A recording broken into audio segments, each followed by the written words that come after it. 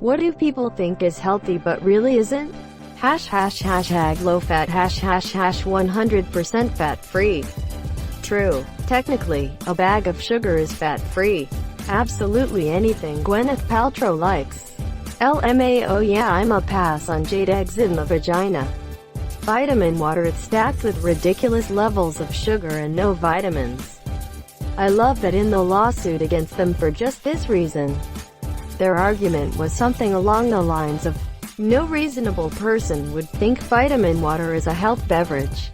Sure, diet water Zero Light. It has only 60 calories. I'll take a child size, please. 512 ounces, right? It's roughly the size of a small child if the child was liquefied. Fat-free food. Yeah, to make up for the loss of fat they pump it full of sugars. Besides that, your body needs fats. Fats aren't some evil, bad, chunky boys. Our body relies on them as long as you don't receive too much of it, and it's mostly unsaturated fats. You're good. Plus, a lot of tastiness is stored in the fat. Thighs greater than breasts. Edit, talking about chicken here, lol. Gluten-free food is for people allergic to gluten. It's not some dieting trick. As someone with a gluten allergy, I am grateful for ignorance on this topic. Gluten-free foods used to be hard to find, but thanks to its popularity, now most major grocery stores I go to have entire sections for gluten-free products. Yeah, but now you also get groups incorrectly labeling in order to cash in. Remember a while back when Papa John had gluten-free pizza crusts that they prepped on the same counters as the other dough, along with wheat flour to keep it from sticking. A lot of celiacs got sick from it because the dough itself might have been gluten-free, but the end product was not. I worked at Domino's when they came out with a gluten-free crust. We were supposed to make sure we warned any customers that ordered it that it wasn't for someone with celiac disease. There was also a warning on the box, but I'm sure not everyone made the disclaimer, or were even aware of it. Shielding their children from every conceivable horror in the real world until they're 18 and naive as fuck. Straight up let your kids get scraped knees and watch an R-rated movie every once in a while. This was my wife. Parents shielded her from everything. Needless to say, she went a lot, crazy when she got to college. Granola bars, the one I was eating daily, had the nutritional value of a Snickers. Granola bars were always meant to be portable, non-perishable and high-energy snack, which is automatically going to have carbs and sugar. Reminds me of the breakfast cookie shit people make and then they somehow decide it is healthy because it's not bacon or chocolate. I don't even understand. Popularity edit. On the topic of advertising, very few brands actually advertises health food. They advertise to active people. And I think the effect of seeing healthy people in the advertisements is part of what gives that false sense of nutritional value.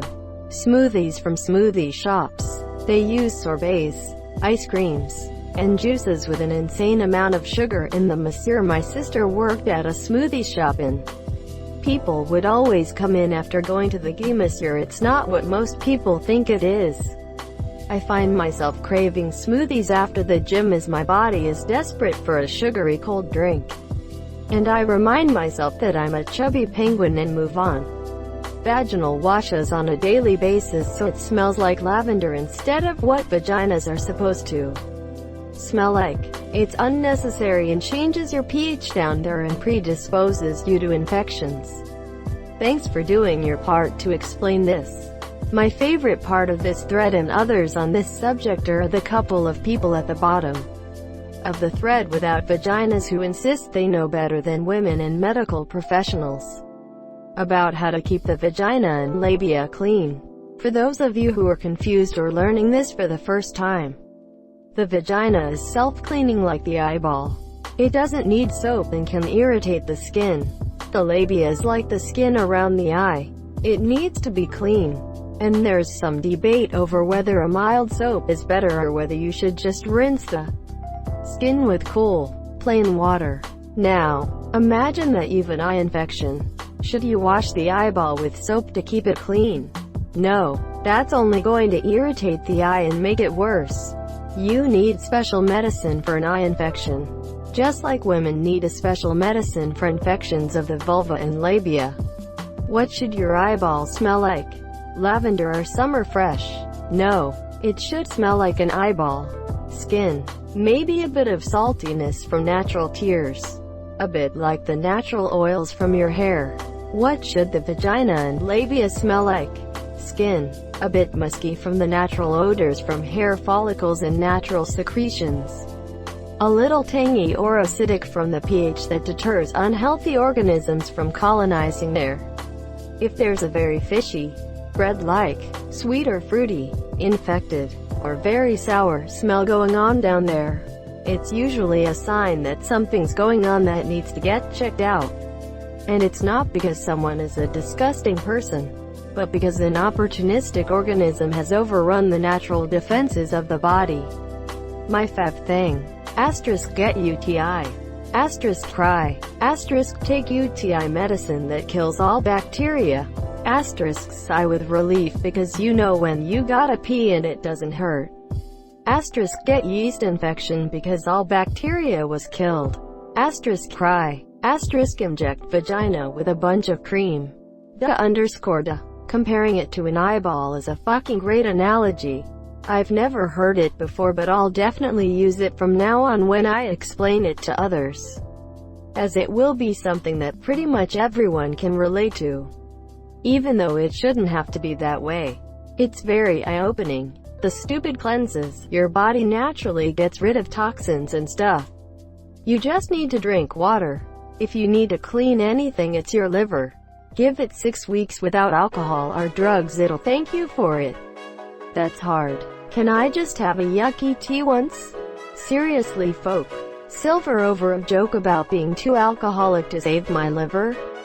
Not that I'm complaining, since usually Reddit hates me. The reason all the quick cleansing stuff is so popular is because people will try anything that's easier than a lifestyle change. Usually, a lifestyle change is needed for these changes to take effect, much less remain in effect. Let's take, for example, a weight loss pill. Now, if you want to lose, say, 50 pounds from your current weight, the best way to do it is to eat less and exercise more.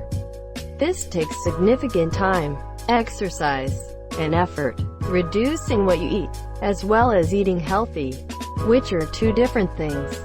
If someone walked up to you and said, "Hey, how about instead of waking up an hour earlier and caring about what you eat, you take this pill twice a day for $25 per week, and you'll lose the same amount of weight?" The offer would be tempting, even if the pill almost certainly does nothing. The worst part is, sometimes the pill does something short-term, but not long-term, monsieur, so you think you're doing the right thing. Then you feel like you messed up when the weight comes back. Such is life. If you want a change, you have to make one. And it's never as simple as take a pill. Unless it's a red pill. Then, you can wake up. My partner does workout supplements and has a pharmacy amount of pills and powders. And he's been getting pretty buff over the past year, so I thought I'd pick some up too so I can see if I can start matching his progress. I paid $50 and the instructions are: take 2 pills half an hour before you eat and cut your portions down and drink at least a gallon of water a day while you're on them so they'll burn more fat when you're in the gym. Which you should be doing 2 to 3 times a week to get best results. I mean, cutting portions and drinking more water while regularly going to the gym would already do what I want without having to shell out for the supplements in the first place. I felt like I was bamboozled. This is snake oil. The food pyramid that was popularized by the USDA is a terrible idea. A lot of people today have realized this, but many older folks still see it as the Bible of good eating. And they are very fat. The fact that it's pyramid, not triangle, means there's 2 secret sides. Getting into a relationship to save, help, fix, mend someone. A lesson that people hopefully learn young. TV and movies show some messed up relationships that seem normal when you are inexperienced at dating. I see the Buffy and Angel relationship very differently as an adult compared to as a teen. Edit. The age EXP gap is a big one. But he also turned evil after they had sex, and then stalked and psychologically tortured her. Try telling someone young and in love that the person is bad news. They won't listen. But after the breakup, they would hopefully learn how to spot an asshole or cheater. Those stupid juicing detox programs.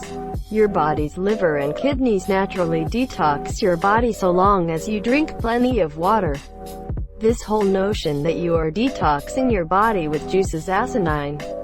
There's something about sitting on the toilet for the whole weekend that's really appealing to some people, though. Dedicating your entire life to your work without an outlet separate of it. Same goes with overbearing relationships. You will begin to resent whatever you enjoy if it's the sole reason for your existence. Anything Dr. Oz tries to sell you. *PS yes. And fucking raspberries too. * wow, thanks for the gold. The vast majority of salads at restaurants. A handful of lettuce buried beneath fried chicken, cheese, and ranch dressing. Don't come at Cobb salads like that. Cable news. People who watch it think they're better informed by watching 6 hours of news a day, when they're really just buying into the fear, anger, outrage cycle which just feeds back into watching more of the same. Edit. Since I keep seeing the same replies over and over. A few responses. * I don't have a national source I can definitively recommend for news. Some local stations can be good, but many of them are actually owned by a large media group at this point and can't be trusted blindly either. * I've seen more replies than I'd care to admit which are, yay, this biased thing is terrible. This other biased thing is what you should trust. I wish I had time to point out that problem to each person. But sadly, too many people are doing that to do so individually. Please, folks, use multiple sources which don't rely on each other. If there's others, I'll add in more later. Bottling up their emotions so others don't have to hear it. For most people, emotions are like farts. You may struggle to find a good time and place to let them out, but if you never let them out, you'll explode. I think a lot of millennials and Gen Zers are beginning to catch on to how bad it can potentially be. But I think dedicating your life just to work is really unhealthy. I mean, fair enough if you have a job you really enjoy. But even so, if you dedicate almost every waking moment to your job, there's a problem generally. It's not a great attitude. Live to work. I can't stress this enough. I had a job like this where I was working 70 to 80 hours a week as a salaried employee. Cuts continued to happen and the responsibility continued to pile on. I was out of shape and probably would have died young if I continued working there. I made a change and my stress levels have decreased significantly. I'm eating right and I'm getting enough sleep. Getting lemonade or some other juice, rather than soda at a restaurant. Or even having it at home. I started to drink more apple juice than soda at home and I quickly noticed that there's way too much sugar in there. I usually add water. Tastes a lot better. Forgiving a family member simply because they're family. Sometimes people do horrible things to others and you're better off without them in your life, regardless of relation. Edit. A lot of people have brought up a great distinction that I neglected. The old adage, forgive but don't forget. By all means, forgive the person. That does not equate to letting them back into your life. And the reason people say to forgive is for your own health and well-being, not because of the person who wronged you. Forgiveness does not mean you've swept it under the rug. Gatorade, not a healthy alternative to soda. Drink water, but it has what plants crave. It's for athletes. It's a sport drink designed to fuel performance and replenish valuable sodium lost through sweat and provide an energy source. Regular Joes aren't meant to consume it. It's not really fair to say things are healthy versus unhealthy. A burger is a nutritious food. You have carbs, fat, protein. But if you're eating burgers all the time, you have a problem, monsieur. People like to answer these sorts of questions by saying yogurt, with the implication that it's marketed as healthy, but actually junk. It's not the case. For example, you can eat those 8 to 100 cal cups of yogurt that have 8 to 9 grams of sugar, 10 to 15 grams of protein. I'll usually have one of these a day. Or you can eat one with 200 calories and 30 grams of sugar, and almost no protein, and have them all the time. There's a difference. Smoothies are often seen as healthy, too. But you can easily cram 1,000 plus calories into a smoothie and it feel like a light snack.